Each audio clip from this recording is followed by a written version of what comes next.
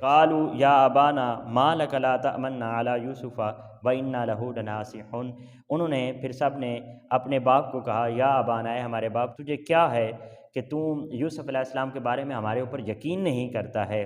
وإنا لہ لناصحون، حالانکہ ہم اس کے متعلق بہت زیادہ کیئر کرنے والے ہیں، بہت زیادہ اس کے متعلق ہم خود جو ہے وہ توجہ کرنے والے ہیں۔ ارسلہ معنا غدین، آپ اسے کل ہمارے ساتھ بھیجیے، یرتع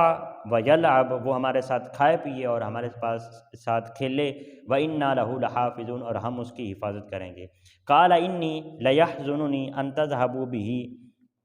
تو حضرت یعقوب علیہ السلام نے جواب دیا کہ میں اس بات سے غمگین ہوں، ان تذهبوا بہ، کہ میں اسے آپ کے ساتھ، آپ لوگوں کے ساتھ بھیجوں، واخاف ان یأکلہ الذئب، اور مجھے اس بات سے بھی خوف ہے کہ اسے کوئی بھیڑیا نہ کھا جائے، وانتم عنہ غافلون، اور تم لوگ اس سے غافل ہو۔ قالوا لئن اکلہ الذئب ونحن عصبۃ، تو انہوں نے آگے سے جواب دیا، یعنی حضرت یوسف علیہ السلام کے بھائیوں نے اپنے باپ کو جواب دیا کہ لئن اکلہ الذئب،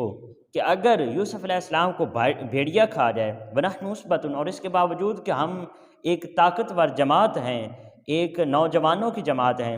انا اذا لخاسرون، تو پھر ہم تو خسارے میں ہوئے۔ جیسے ہم پنجابی میں کہتے ہیں کہ اگر میرے ہوندیاں اینج ہو جاوے تو پھر مینوں تو ڈب کے مار جانا چاہیے، تو ایسے ہی انہوں نے بھی کہا کہ اگر ہمارے ہوتے ہوئے، ہم طاقتور 10 جوانوں کی جماعت کے ہوتے ہوئے اگر یوسف علیہ السلام کو بھیڑیا کھا جائے تو پھر ہم تو خسارے میں ہوئے، تو پھر ہمارا تو کوئی حال ہی نہیں ہے۔